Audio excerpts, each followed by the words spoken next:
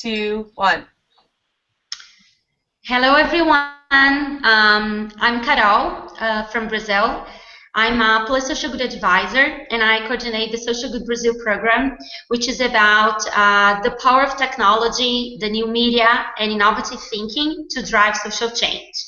And we organized this global hangout during the Global Entrepreneurship Week to talk more about a new class of entrepreneurs, which are the digital movement entrepreneurs. And the big question that we would like to talk about is who are these digital movement entrepreneurs and what kind of social change they are driving today. And then to be here with us in this conversation, we invited great and brilliant entrepreneurs and people that are working with that.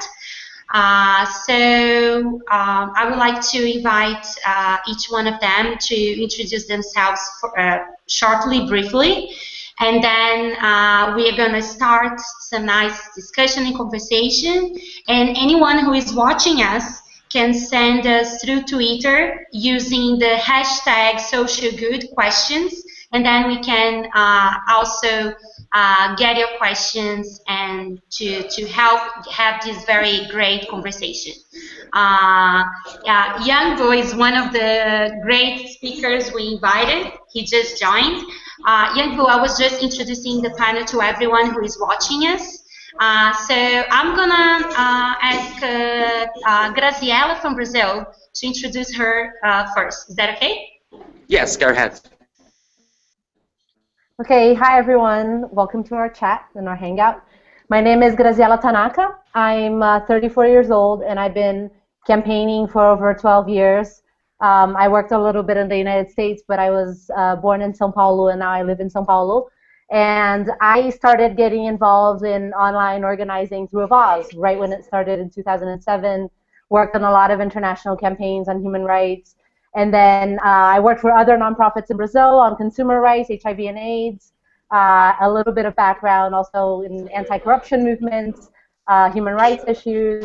And now I'm working at Change, where we don't launch campaigns, but we help people launch their own campaigns, and we help give them strategy support to help them, some people that don't have a lot of experience and that are new activists or collectives that are just starting to campaign, they have the tools that they can create the change that they want to do, whether it's a local issue like putting a bicycle rack in front of a subway station, or saving some trees that are going to be developed in a development area in São Paulo, from big anti-corruption movements to environment, whatever you can think of. I think there are campaigns on change because we're really big. We have 1.5 million people in Brazil, so we have about 1,000 new petitions every month, and we're just 2 people, so we try to support as many as we can. But it's a real challenge. There's a lot going on in Brazil. And our job is to just, be the tool and give support to these movements so they can thrive and have victories and what they're asking. Great, thank you, Graziella. I'm a big fan of you. Now I would like to invite Mira from India. Please, could you introduce yourselves?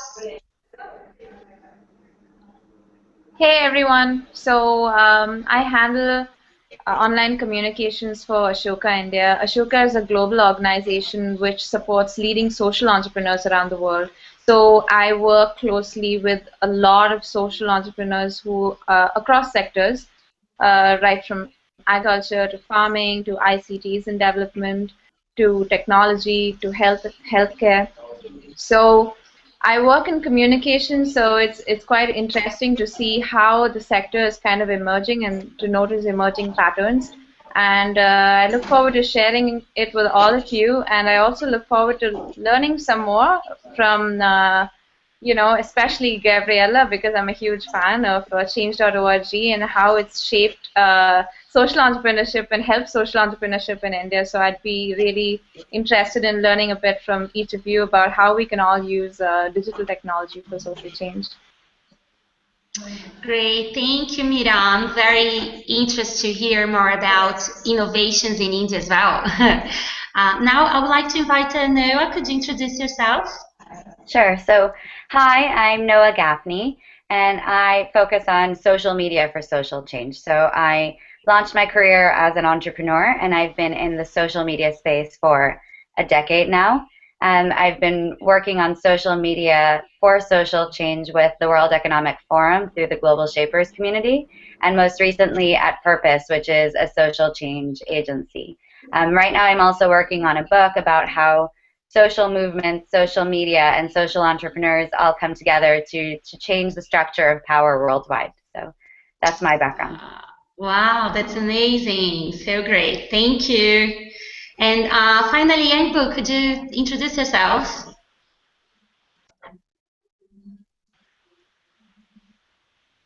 Yes, so very briefly, so we can get started, as I mentioned in 4 words, I'm a former academic turned entrepreneur, currently out my 4th startup. Yeah, so we're started building startups for social good, and right now what we're planning is an event called, at the tail end of this coming World Economic Forum, no less, the Hack for Big Choices, and it's a hackathon to bring people together to focus on to design long-term solutions to long-standing global issues. So that will be 24th to 26th January in New York. That's the current project I'm on right now.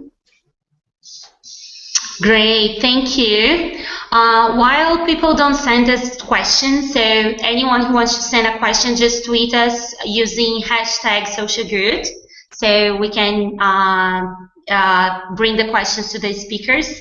I would like to start by asking you, each one of you, what is your point of view about who are this new generation of digital movement entrepreneurs?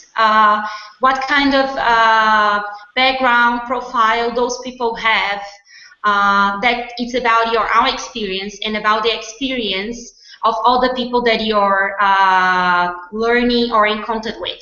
So anyone who would like to start? Sure, I'm happy to start. My experience with these movement entrepreneurs is that people today feel very empowered. And I think that we all have issues that we care about. And unlike 30 years ago, we all have the tools to gather people and really make our voices heard using the internet and all of the media tools that are available to each and every one of us for free. So building on that, movement entrepreneurs have really taken these new tools and built out entire networks and structures and been able to coordinate global movements. I think, Graciela and Mira can probably tell you about how they work all around the world with various individuals that just felt passionate about an issue, and they're able to not only raise awareness about that issue, but get people to commit and to actually create local social change and global social change based on, raising awareness, getting people involved, and getting people to act. Great. And do you think, is there any kind of specific characteristic or that a movement entrepreneur has compared to, a business entrepreneur?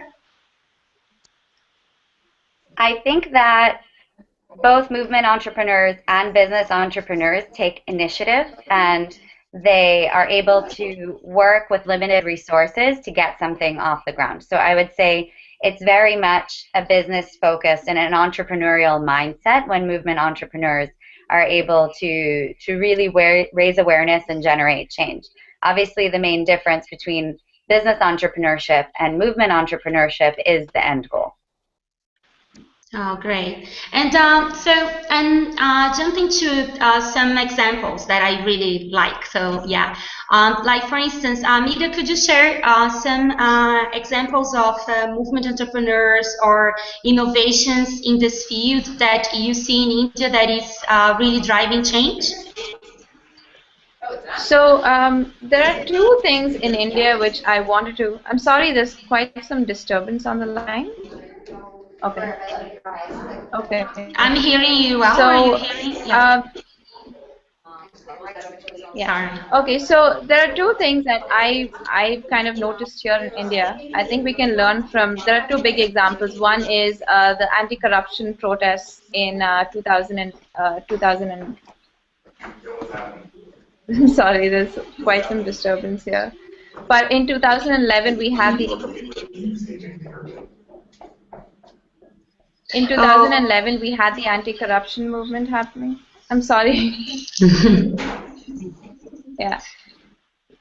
do you want me to switch the Yeah. question to someone else? Maybe because No.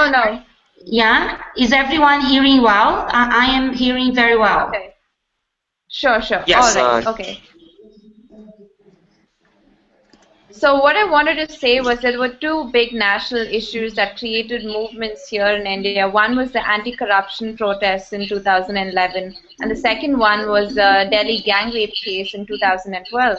Now, these were two big examples of how digital movements have actually pushed the law in India, and has had successful outcomes, which wasn't possible, a few years ago when people did not know how to use tools here in India. And what we're seeing now here is a huge rise in citizen journalism and people taking to social media tools or new media tools to kind of talk about what they feel or express their opinions in the public sphere. Now, the challenge though is that in India it's largely because the digital movement is a largely urban phenomenon. It's largely just been restricted to urban areas, and there's a lot of work and innovation now being focused, which have a focus now on the rural front, so that people in rural areas can access this as well. Okay, thank you, Mira. And by hearing you, I know, like, I'm Brazilian. Graziella is from Brazil as well, and she works with digital movements. And we had this year a big Change Brazil movement going on, and many discussions around how this really is raising citizenship. So, as from the case in India, I would like Graziella to share about Brazil, how she sees that the technology is giving voice to people, and how is this bringing a new possibility to be people speak up, if people are more engaged now than before or not. What do you think about that? Hi, I think, Brazil is living a quite exciting moment, and I love how these things happen. So they're so unpredictable. No one could guess. Not any think tank, any social movement could imagine that Brazilians would, take the streets in the millions and go protest right at the Confederation Cup. And we've seen that people, like in a lot of countries that have a lot of corruption, that have a lot of social inequalities, that people have a lot of discontent, but they're very skeptic about the political system. And what we're seeing now is that they actually want to engage and confront and propose ways that the political system can change, and not just complain about it like people are used to doing, and just saying that, not trusting government and not thinking anything can change. I think that they've been seeing examples, more recent examples, and feeling more empowered, because I think the experience of protesting and marching also put you closer to what people can do. And I'm sure that next year will be amazing because of the World Cup, and we have elections in Brazil. So I don't want to predict what's going to happen, but I'm sure that the internet can bring up a candidate, or it can take down a candidate, because it's so powerful, the way, like, any scandal in the middle of the race can change, maybe not the presidential race, but smaller local races, like for a congressman, for the governor race.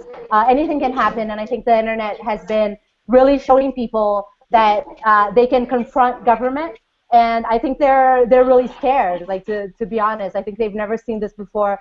The federal government started reacting after the protests. There are anti-corruption campaigns.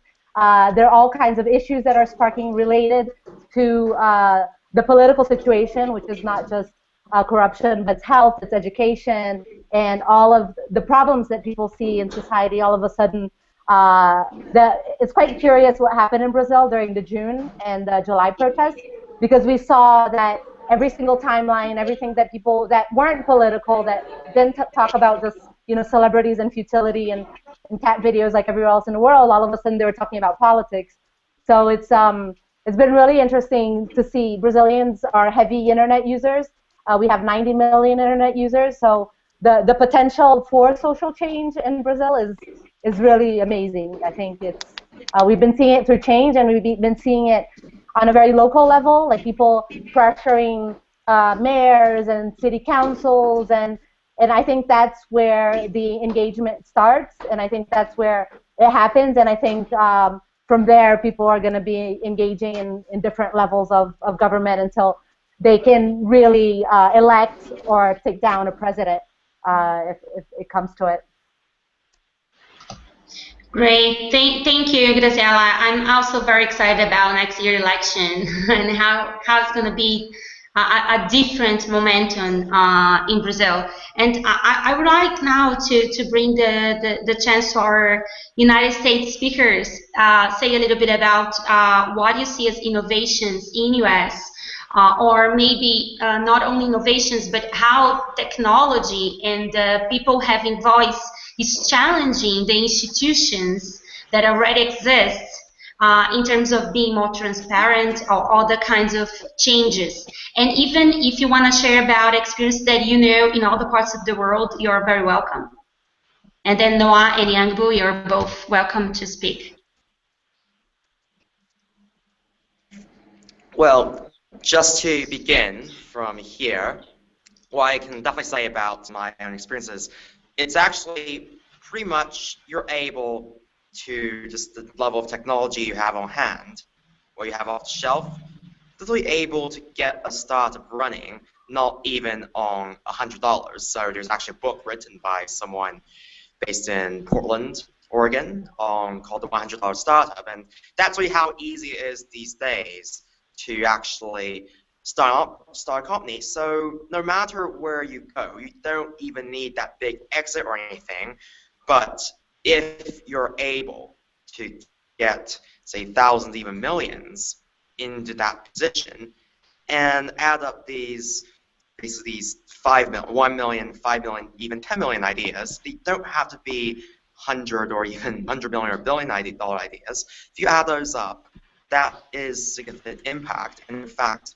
in the US, that is continuing a trend that all of the jobs created since 1980, net jobs created, have been by businesses with fewer than 50 employees. So that's basically what you're seeing, and that cost is already very low, set to climb further over time. So that's at least what I'm observing in terms of that mega trend. Noah? Sure. So I've been fortunate enough to have a very global perspective over the past few years by living abroad, and so I've seen very interesting campaigns get off the ground, not in a centralized way, but in a very global, decentralized way. And so one great example that I've seen recently, it was Peace Day. Peace Day this year, the theme, it takes place every year on September 21st. And this year's theme was, who will you make peace with this year? And what I found really interesting was that one global shaper from the Geneva hub named Sarah Noble, who works at a peace-building organization, was able to reach out to people around the world and get local iterations of this concept, who will you make peace with one day? And it took off the ground in Mauritius, it got off the ground in India, it got off the ground in Colombia. I mean, it's the type of thing that was really simple, and so you could adapt this movement locally. What happened is people were translating this idea. People, were able to really create creative campaigns around this to make it resonate locally. So in Barranquilla, Colombia, they actually started asking people about songs that inspired them to think of peace and to really feel a sense of peace. And so by making it personal, by making it adaptable, global movements can take these very broad and difficult to understand concepts and make them very personal and relevant and local. Are you doing it from up there? No, not here. We're ready to go? Right, yeah. Top line. Okay, so that's...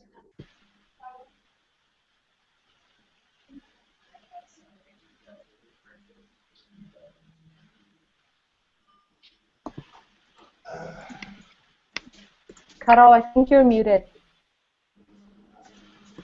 We can't hear you. Thank you, Graziella. Can you hear me now? Yes. Yeah, great. Okay, so I have for you a typical question that I hear while working with new media for social change is that people always ask me, okay, so how do you measure that you're really causing a real impact?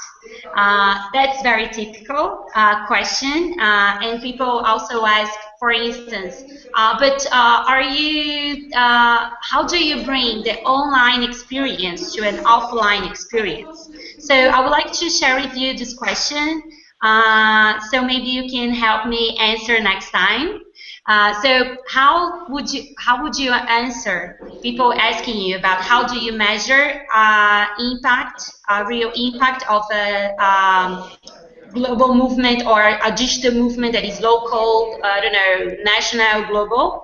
So how do you measure, and how do you translate an online movement to an offline action? So that's a challenging question. So maybe who would like to start? Noah, are you excited to answer? Yes, I get this one all the time, and I think we all do, right? It's the two questions that I hear the most often are, how do you measure the impact of what's happening online? And is this really effective? You know, is somebody sharing something online actually creating social change? And so what we did at Purpose is there's actually something called a social change compass that they've created. And they really look at what are the end goals of the change that you're trying to create. You know, are you trying to raise awareness? Are you trying to get people to act? Are you trying to enable behavior change? Are you trying to change a law? And depending on what your end goal is, you can use the internet and you know, offline campaigning, face-to-face campaigning, and other tools in ways that make the most sense, always depending on your end goal. So I would say the online world is very important in terms of raising awareness, getting people to pledge publicly, and also in making sure that you have the tools to actually gather people in person. But I certainly wouldn't say that it's a replacement for any sort of offline campaigning, getting out into the streets, or, you know, signing pledges, or you know, really writing letters to politicians and making your voices heard in more traditional ways. So those are some ways that, you know, the online world can facilitate. But really, impact is all about the end goal. And so impact needs to be measured according to what you're trying to accomplish. If your end goal is a petition with 100,000 signatures, then that's quite easy to measure. It's much more difficult to say, we want to create social change in inequality, you know, in gender equality, or we want to, you know, create social change in Brazil. What does that mean? What are you trying to accomplish? And so the more specific you can get, the easier it is to measure impact, and also come up with a suite of tools that make the most sense for your movement. Oh, great, Noah. And Mira, what do you think? How would you answer? I actually want to second Noah in that, because, you know, I handle social media for Ashoka, and that's been a question which I get asked all the time.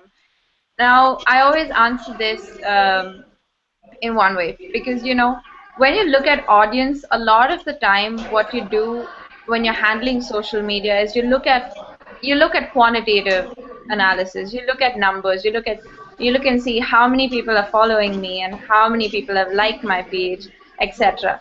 So I think what people need to do whenever they want to measure impact is also look at it qualitatively to see, am I engaging with the people who are following me, you know, because a lot of times people don't take a step back and see whether they're actually talking to the invisible audience online.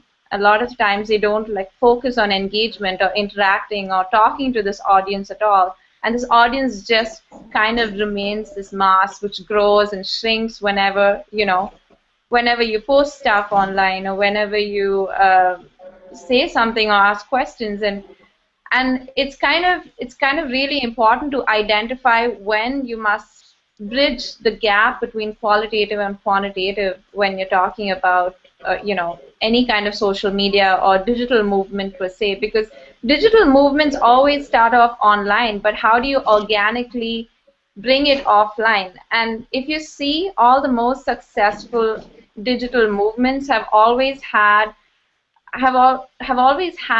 protests on the streets or something organically going on the ground which complement its online presence. If you take corruption protests, if you take any violent protests, if you take gender rights violations in India and protests against that, you'd always see that the voices on the street always complement the voices online, and that's really important.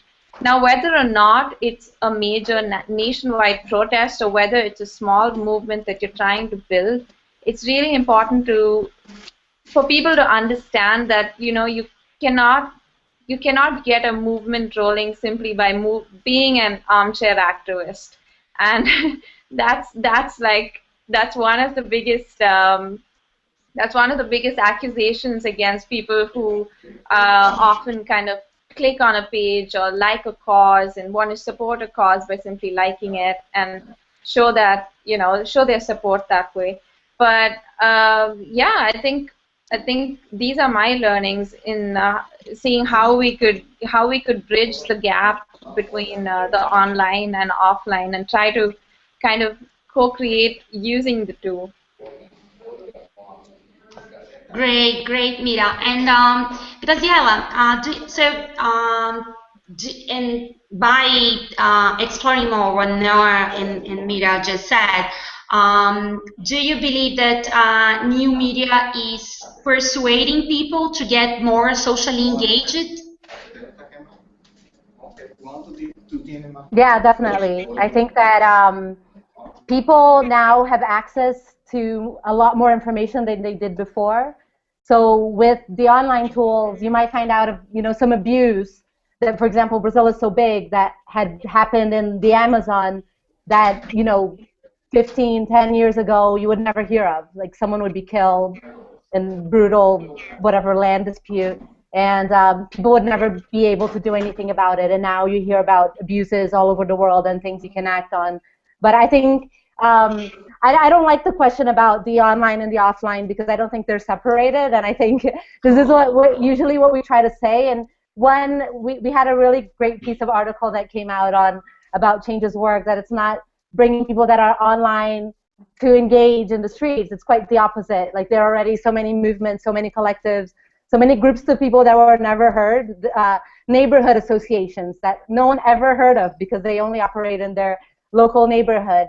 Like, sometimes we'll email this campaign to users in the whole country, and they'll support it because they can relate to a local experience. So it's really interesting when you show that this network of people that are engaged in social change, they already exist. I think they are the ones that are going online, and they are using the tools to show that they're fighting to, like, fix a road or to fix a school.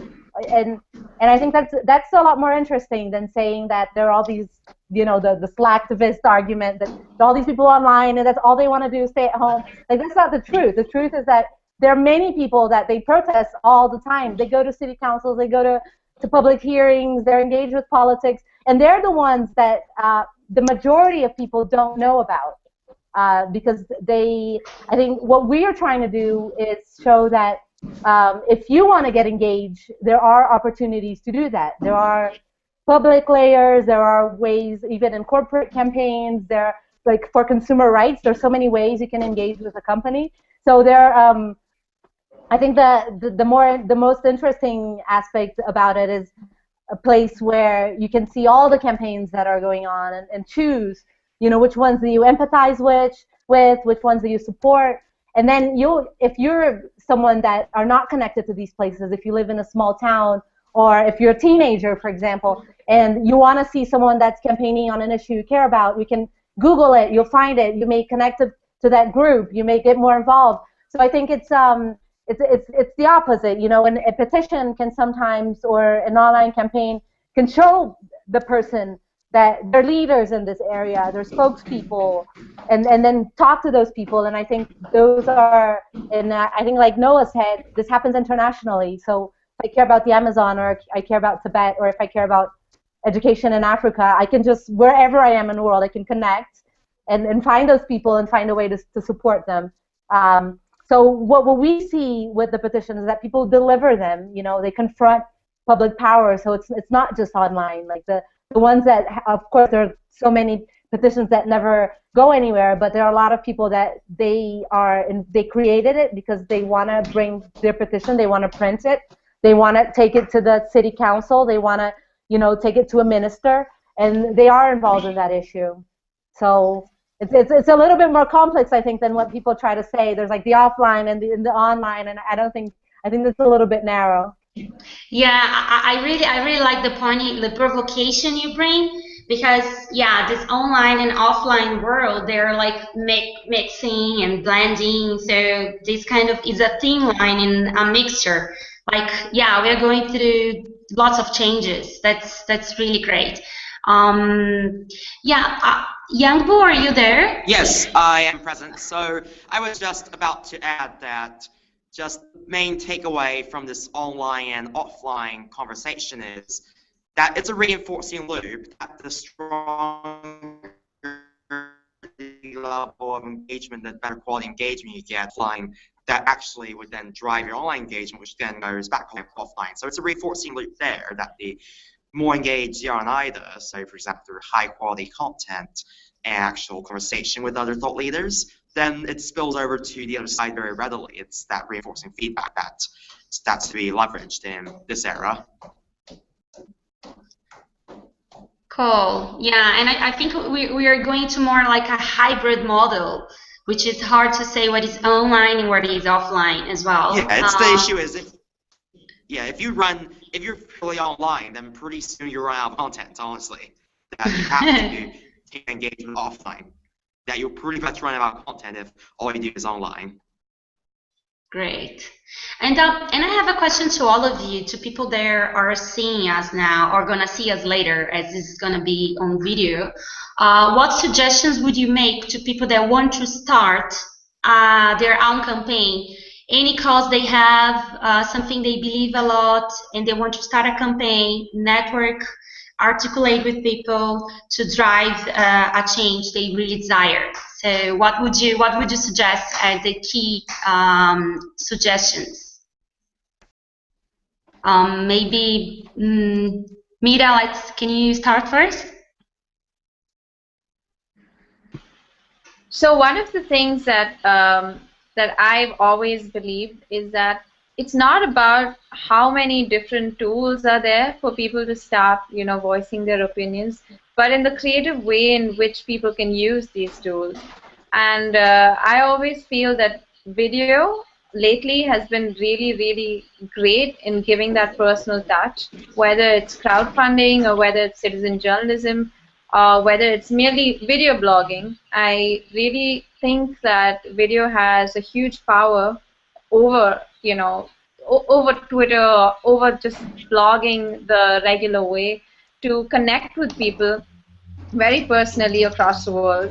And I would definitely think that that's a great way to get started for people who are starting out their campaigns, because even if they're writing petitions or even if they are making a request to a larger public, video is a very, very good way to go. Great. Noah, what do you suggest? Any additional comments? I think Mira is absolutely right that video is very much a trend, and trying to engage people in creative ways is important. I would also encourage people that want to start a campaign to think about the end goal and what specific ways that they can engage people around this issue, not just locally but around the world. As Graziella mentioned earlier, people all around the world care about the rainforest, and so if something's happening in the Amazon, how do you get the attention of environmentalists and other people who care about sustainability worldwide. And so I would really encourage people to create creative campaigns and also keep the end in mind. Great. Yangbu, would you like to? Yeah. Of course. So just to put it very briefly here, now much of what you do, so if you want to start any campaign, first realize, check what is already present. So there are probably quite many who already have campaigns ongoing or such. Join them. Just don't let your egotism get hold of you in that wrong way. Just merge those campaigns together that you're often far better combined as a collective as opposed to all acting individually just for individual campaigns, because something that everyone should keep in mind, especially if they're using it to drive large-scale impact, is don't lose the sight of you're easy to confuse preserving your organization versus creating that impact you want. And that you see pretty commonly among social entrepreneurs and nonprofits, that especially microfinance, that their mindset has been to perpetuate their existence. That they're seeing, all right, now we're having subscribers drop off. Well, are we doing something less effectively? No, it's because they've now have access to full commercial banking. They've actually done their job. So now it's time to work. You put yourself out of business there, especially if you're doing that broad scale impact like financial inclusion. That's just one of many examples I'm putting out there. But it was featured last week at a workshop by Unlimited Tamil Nadu over in New York City. That was a case study that I find very telling about how if you really want impact, focus on what are you serving, what are you providing to the end user. Don't, far less so about preserving your organization. Great, thank you, Yangbu. Graziella, would you like to add any suggestions from your side to people who are starting campaigns?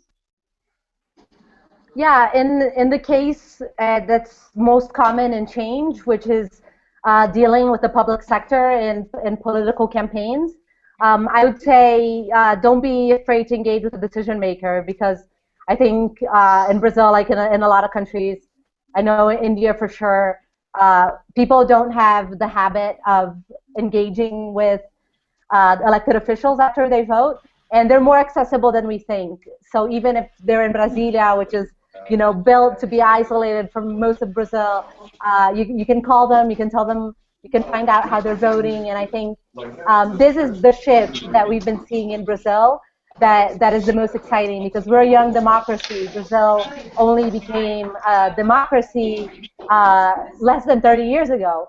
So people don't know, like they're used to a political structure that they're the colonels in power and they're rich, powerful people, and you can never talk to them. And I think that's not true. They'll realize, and I think it's part of the maturing process of a democracy that's happening. And I think the newer generations are a lot more confrontational about it, and I think that'll be interesting to watch, like what the ways in which they'll be engaging and demanding, and it's not as scary. I think it can be very intimidating to confront powerful people, but we have to do it. We don't have a choice. Great, really great. I think we have like a set of very interesting suggestions to anyone who wants to start a campaign, want to get engaged in movements for a cause. And I thank you a lot for sharing your knowledge, your experience, your passion with everyone. We are getting to a conclusion, and I would like to open for you for final comments and thoughts. Maybe, let's say, Noah, could you start?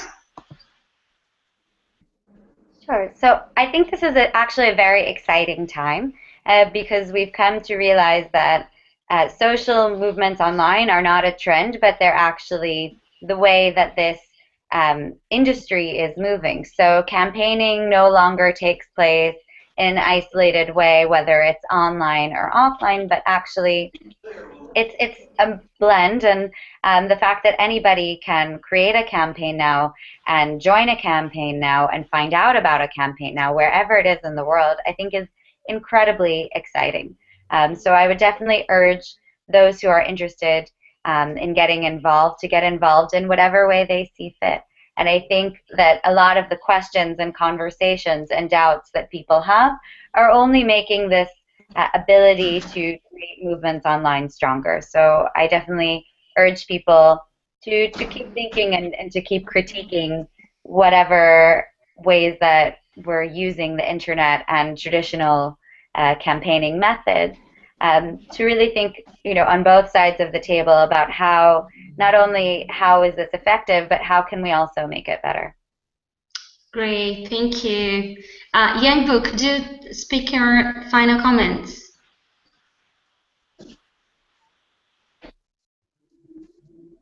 Oh, I think Yangbu is freezed. Yeah. Oh, okay, go ahead. Yes. Okay. So again, just to give very short order here, that if you're starting any movement, think about, again, bridging the online and offline. So keeping that in mind, act locally and connect globally. Those 4 words. That what action you can take.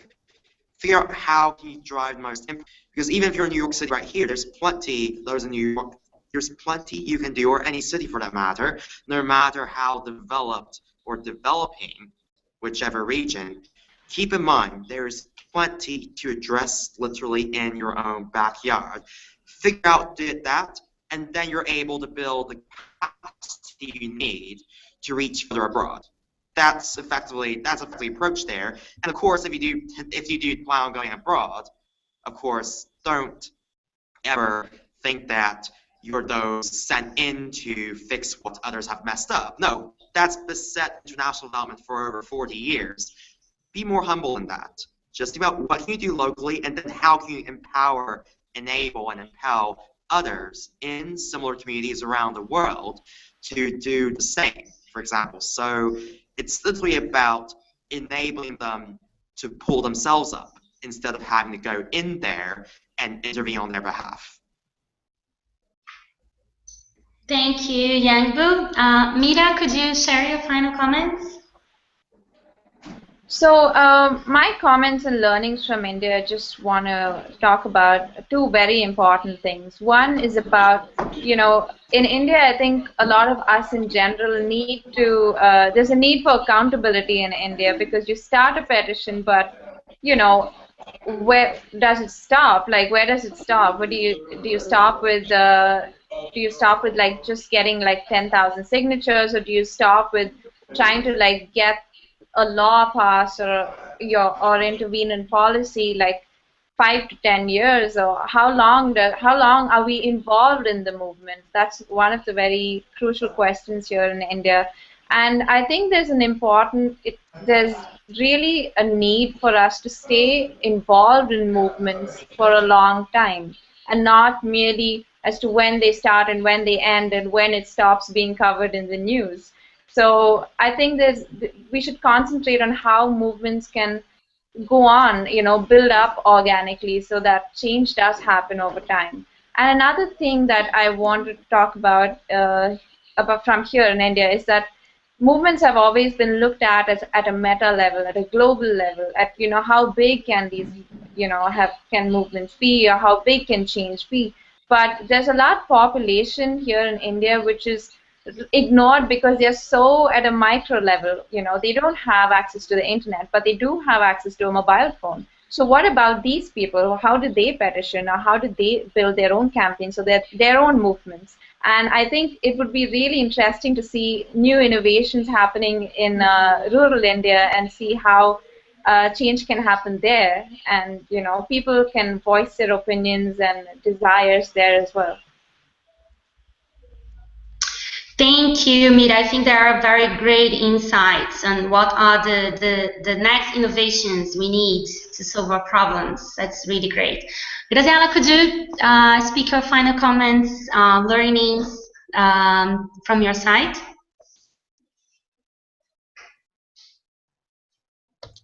Yeah, so I guess the learning that we have is that people are just starting to learn how to use online tools. I think like what Mira said. You know, there are like so many populations still to access, so many types of people, groups that are marginalized, so many areas that are isolated. I think it's just the beginning. Like we don't know a lot about it. Like we know about so a lot of the campaigns that are in the bigger cities, like the main issues, and I think the biggest challenge for us is how to scale. And I think change is interesting as a platform exactly because of that. Because me as a campaigner, I can support a lot more campaigns than I would focusing my time and working on just one campaign over a long time. So what I'm interested in is how can I replicate this knowledge of social change, like knowing campaign strategy, knowing online strategy, knowing how to get people to support online, how to negotiate with the decision maker, all of these things, and really spread this. So I don't think change is the only solution. I think exactly there are mobile applications, there are local technologies, community technologies, of ways of doing this, but that we can find a way that we can scale it, and it's not just the experience of one movement, but something that can replicate it. And I think the internet is really interesting because there are so many things, but at the same time, it's a very crowded and it's a very noisy space. So navigating to that and try to learn the lessons, I think it's with the challenging part, and knowing how you're going to find this information and find the information you need. But I think that there are so many experiences already.